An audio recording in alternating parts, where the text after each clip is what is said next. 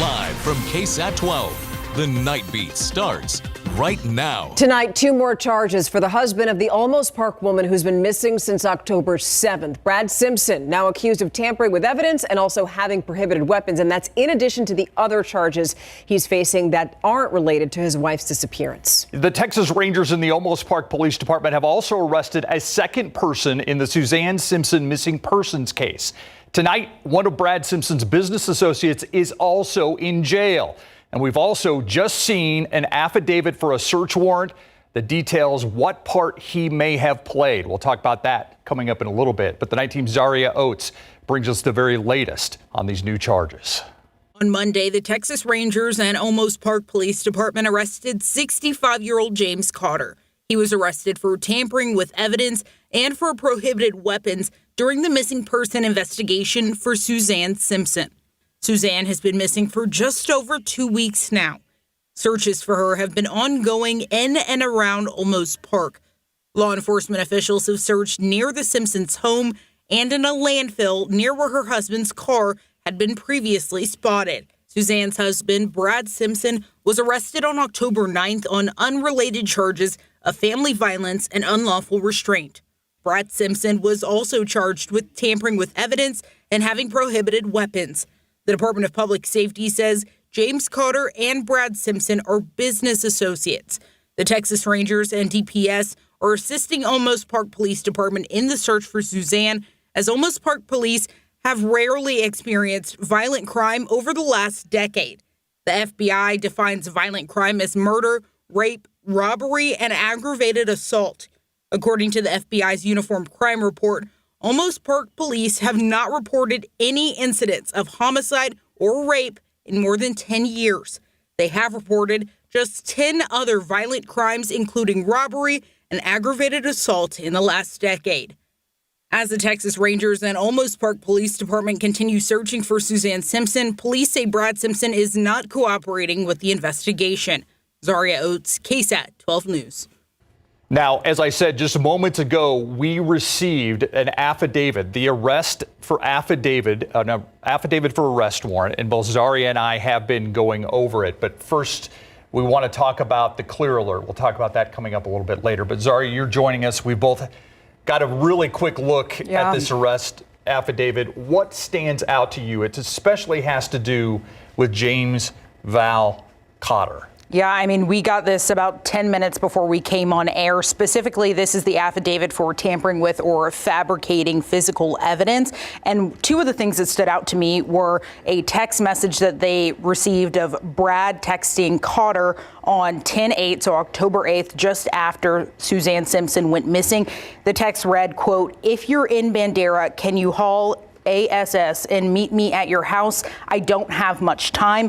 And then later, investigators found out that Cotter secured the weapon prior to Almost Park Police Department and Texas Rangers searching the Simpson residence. So there was a little lapse in the chain of custody, and that's where that tampering with or fabricating physical evidence comes in. I know earlier you also asked me, how was the weapon an illegal weapon, basically. And one of the things that they mentioned here was that the machine gun does not conform to the marking requirements under Title 26 of the United States Code, and therefore cannot be registered in the National Firearms Registry.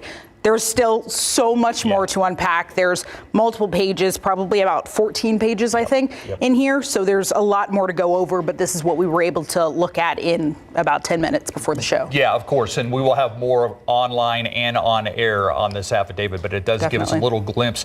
And just the fact that he took evidence from the Simpsons' house before police even searched that house makes you wonder what role this gun played. Lots to unpack in the next few hours, days, more to come. Yeah, Zaria, thank you. Yeah, Good definitely. job. Thank you so much. And there's also something else that we want to clarify. Some of you on social media saw this, that the clear alert for Suzanne Simpson was discontinued. Well, Almost Park Police is telling KSAT that that was a clerical error and the alert should be adjusted by tomorrow.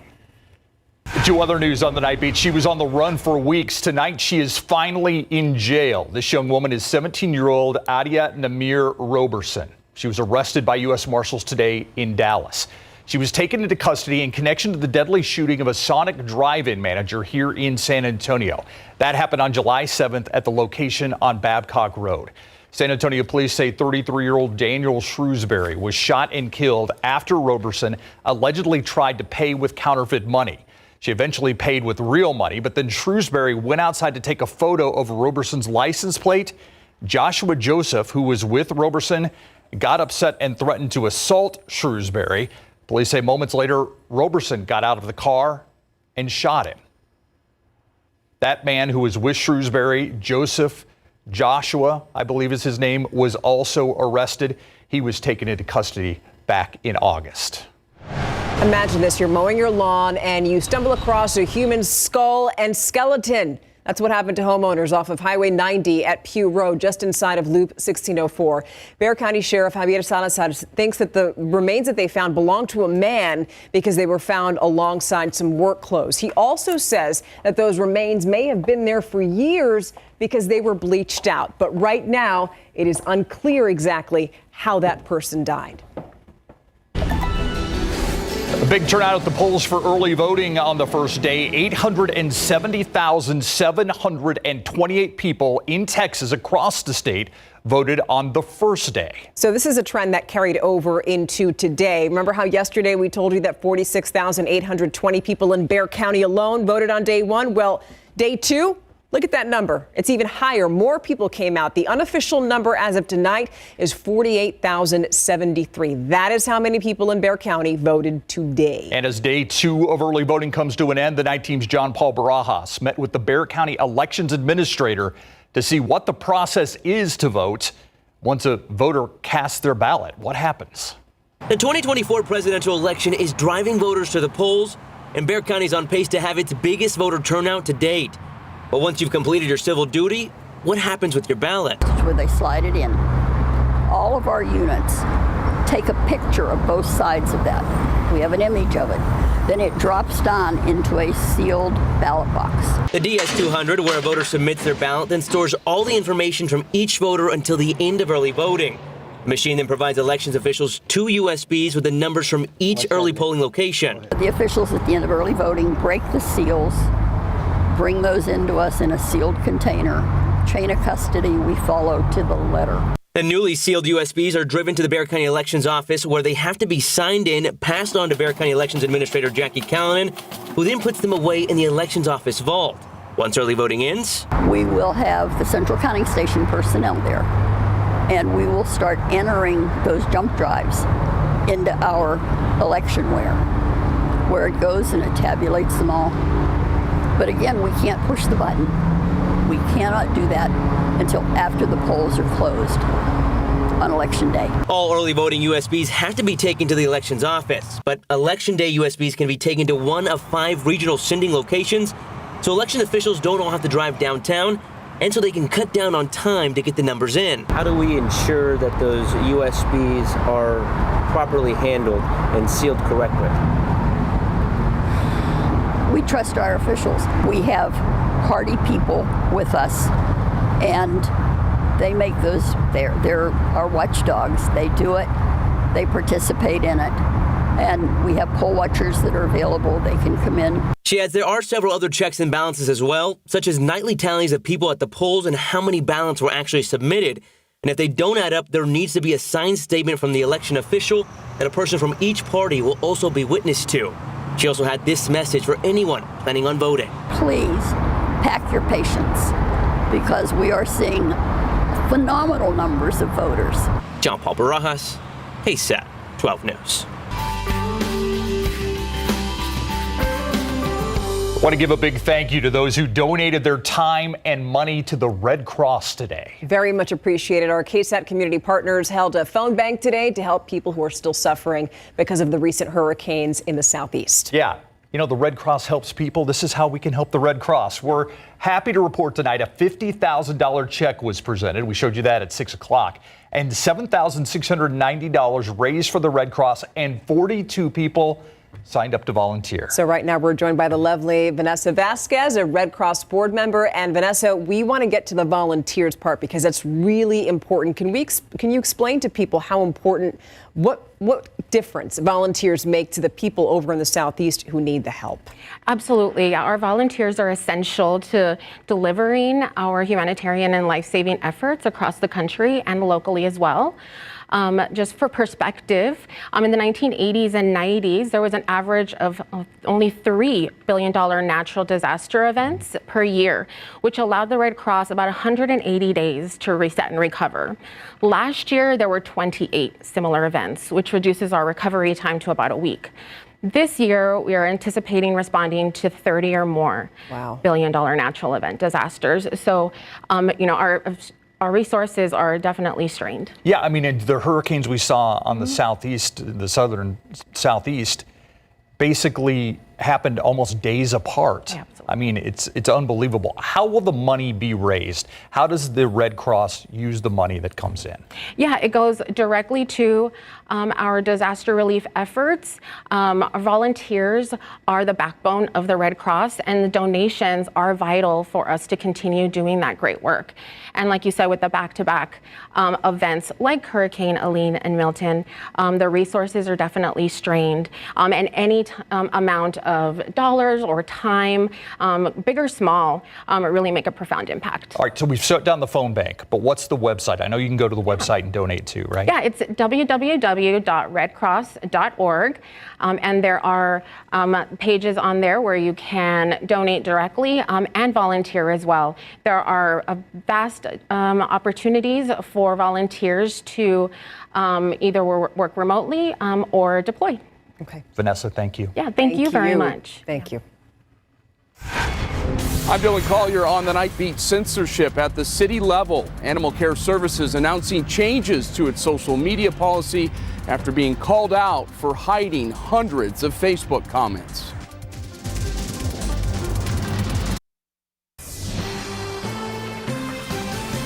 San Antonio's Animal Care Services says it will no longer remove or hide comments from its Facebook page. So this move is coming weeks after a free speech advocacy group slammed that agency for censoring hundreds of remarks, many of them critical of the ACS. KSAT Investigates Dylan Collier looks into this First Amendment fight. Earlier this year, a commenter wrote on Animal Care Services' Facebook page, quote, "You're not a shelter. You are a disgrace. Do better." Another person wrote that the facility was a slaughterhouse. The comments weren't online for long, as records show they were eventually hidden from view. 2 of more than 400 in all censored by the agency over a 1-month period, according to Aaron Turr, Director of Public Advocacy for the Foundation for Individual Rights and Expression, or FIRE. The internet and social media are not First Amendment free zones. Which is why Turr's organization sent a letter to ACS's interim director last month informing him that his agency was restricting constitutionally protected speech. The government can't censor speech online any more than it can in the offline world. So it doesn't matter whether you're speaking at a city council meeting or in a public park or in the comment section of a government-run Facebook account. The First Amendment protects you. Case in point, the emotional victim impact statement last month from Janie Naheda, as the widow placed some of the blame for the 2023 mauling death of her husband Ramon on the ACS investigators who allowed the dogs to remain with their owners. And right now, there's somebody that should be sitting right there next to you guys, and it should be the city. The city should be there sitting next to you guys because they're guilty too. Judge Velia Mesa was nearly as pointed in her criticism of the agency during the same sentencing hearing. Clearly, our city has a lot of work to do to provide services to deal with responsible dog ownership. As a city agency, Animal Care Services can't censor speech because it doesn't like the viewpoint being expressed or to insulate itself from criticism. Courts in the United States have agreed. In a ruling released in late July, the U.S. Appeals Court for the District of Columbia Circuit sided with opponents of animal testing. They had sued the National Institutes of Health years earlier over its use of keyword filters to block negative commentary on its social media pages. The court's opinion stated that the agency's actions were, quote, unreasonable under the First Amendment. Late last month, a San Antonio deputy city attorney informed Fire that after reviewing current law, the city would no longer remove or hide posts on its Facebook page except in very limited circumstances. For KSAT Investigates, I'm Dylan Collier. City leaders refused to make interim ACS Director Michael Shannon available for an interview for the story. Yeah, they have also declined to release information to KSAT about who specifically was hiding Facebook comments. They did confirm they are in the process of reviewing and revising the city's social media policy to reflect current law. So right now you can scan that QR code on your screen to read KSAT Investigates' full story on animal care services censoring of comments. You could also find the story over on our website, ksat.com. All right, let's switch over to weather right now. And I feel sorry for my friend Adam Caskey because he's in a bit of a weather rut. I am. I'm in a weather rut because it's a very uninspiring weather pattern, but it does have consequences, and we'll get to that. And really, no cold fronts within sight anytime soon. Let's get to our headlines. We'll have some cloudy mornings, and you'll notice the humidity every morning going forward here. Warm and sunny afternoon, so those low gray clouds in the morning will kind of look like they could drop some rain, but they won't. That turns into sunshine and no rain anytime soon. Now our number is 46 consecutive days without measurable rain at San Antonio International Airport. The record stretch is 63 days back in 1993. So I'm glad we're not there yet, but I'm going to keep showing you this number as the time goes by because we really need rain. And over the next 7 days, not much of the lower 48 is actually going to see any rain. We'll have, I think, a little bit along the Gulf Coast again, kind of like last weekend, because we'll have a weak upper level low. That'll probably cause a few showers along the Gulf Coast, but that's it. So unfortunately, we'll keep falling deeper in drought. Weak upper level high overhead, a weak disturbance across the Great Lakes. That's it. But usually this time of year, we have bigger dips and ridges in the upper level flow. We're just not seeing it right now, and that has an impact on temperatures. I mean, we were 86 for our high today. Wichita, Kansas was 88, 84 St. Louis, even Pittsburgh, New York, D.C. in the lower 80s. This is above average for this time of year. Temperatures well above average. I mean, we're talking 5 to 15 degrees above average is what we're seeing out there. Now, notice as we go forward, our weather pattern for the rest of the week and into the weekend is generally west to east across the U.S. here. And that's a very benign weather pattern. Really, air masses aren't moving much. It's kind of a stagnant weather pattern. There are some signs of changes into next week, and they'll be early next week. A good, finally, long wave trough digs into the western U.S. It's good to see that. Normally, we see more of that this time of year, and we will. It's just going to take some time. But this is what pulls that cooler air south. Unfortunately, it's going to be blocked from us, and it's not going to make it here. But at least there's some hints of pattern changes in general. Again, not so much for us, but in general, which then thereafter hopefully can lead to us. 67 in the morning tomorrow with the low clouds, then sunny, and 89 by the afternoon. A southeast wind at 5 to 10. Basically copy and paste, or as I like to say, our weather pattern is pretty much on cruise control right now. Just setting it and forgetting it, and we're going to range anywhere from 86 to 90 for high temperatures and mornings in the 60s. Outside with live cam. I know we have a clear sky right now, but in this kind of weather pattern, we will have those low clouds rolling in, and they come in pretty quickly, especially after midnight. So anticipate the gray in the morning, but no rain from that gray. All right. Thank you, Adam. A big honor for Jeff Traylor. Yes, he was named amongst the list of incredible honorees that will join the Texas greats in the Texas High School Football Hall of Fame. Plus, Chris Paul shares his mindset entering year 20 in regards to how many games he thinks he'll play. Stay with us.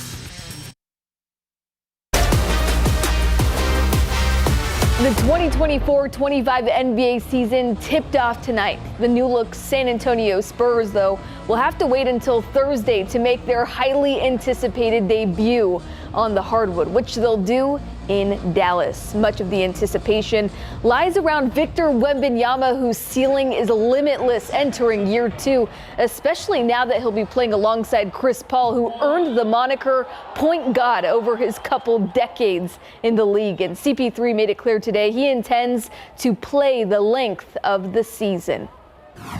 Absolutely. Want to try to be as available as possible every night. You know what I mean? So that comes with, preparing your body day in and day out, trying to make sure you're ready. If you check my history, I ain't never really been I play. If I'm a vet, I try to play. All right, our coverage in Dallas begins tomorrow as Sports Director Larry Ramirez will get us ready for San Antonio's season opener beginning tomorrow, leading up to Thursday's 6:30 tip-off. The list of honorees set to be inducted into the Texas High School Football Hall of Fame class of 2025 includes Robert Griffin III, Patrick Mahomes, and UTSA head football coach Jeff Traylor. And hey, it helps that the news coincides with a Roadrunner win. UTSA found its way out of a 2-game hole by handling business at home against FAU over the weekend. And Traylor says the focus this week is all about the details. The details, the injury situation has been, talked about enough, but when there's that much change, you don't really have like the ability to cruise or maybe take some veteran days or do some more walkthroughs because you're still trying to get your team good. So that's always a fine line this late in the year, to continue to still be practicing as hard as we are right now to try to get game reps in practice. UTSA had 3 freshmen score touchdowns last weekend, so that practice time is paying off for the injured Roadrunners. Right after the break, A&M San Antonio gets set to launch their new basketball program. Welcome back. Texas A&M San Antonio is about a week out from debuting its new women's and men's basketball programs. Chris Minner, who has already had great success coaching in the NAIA, was hired to architect a women's roster capable of winning right away. Minner did his due diligence recruiting talent out of San Antonio, and what you'll see in the Jaguars lineup is highly sought after players that wanted to stay local. With that, the team is ready to make a name for themselves.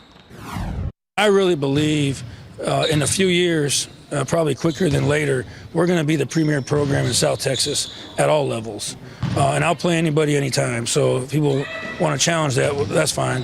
We're not University of Texas. We're not College Station A&M, but we're just as good as anybody else beneath that. And that's what we're striving for. We're going to easily make a big impact soon and very soon. So I just hope that the city of San Antonio can come and support us, and we're going to be making history, not only just for this program, but for the city of San Antonio as well. It's a first-year program, but we already ahead of what a first-year program should already be. We already gained chemistry, learned a lot of plays, so they should just be ready for us. The women and men tip off their inaugural season next Monday on October 28th inside of the university's Recreation Center, and we'll check in with the men's program tomorrow. Before we wrap up sports, shout out to the San Antonio Saints varsity volleyball team who successfully defended their TAIAO state championship, and they did it by reverse sweep. The squad is next eyeing a national championship. Good job, Saints. Yeah. Wow. Keep up the good work. Yes. Yeah. Thanks, Mary. We'll be right back. Wrap your head around this. While many of us are still putting up our Halloween decorations, the city of San Antonio is preparing now for next year's Battle of Flowers Parade. Melodies in Bloom, a Texas serenade, kicks off on Friday, May 2nd, 2025. Right around the corner, and tonight a handful of local schools learned how they would be portraying the theme this year, Texas musical history. They found out through a little game. We're celebrating all things music, and we thought no better way to have the high schoolers pick their float theme than by starting with a friendly game of musical chairs. So they will play musical chairs to determine the order in which they draw, and then they will get to draw their float theme. Some of those themes for the parade include Hoedown Harmony, Rockin' Roses, and Mariachi Magic. Musical chairs. One of Adam's favorite games, I'm sure. I'm sure. Every Friday night. Well, that does it for us here on the Nightbeat. Thank you so much for staying up with us. Have a great night. We'll see you back here tomorrow.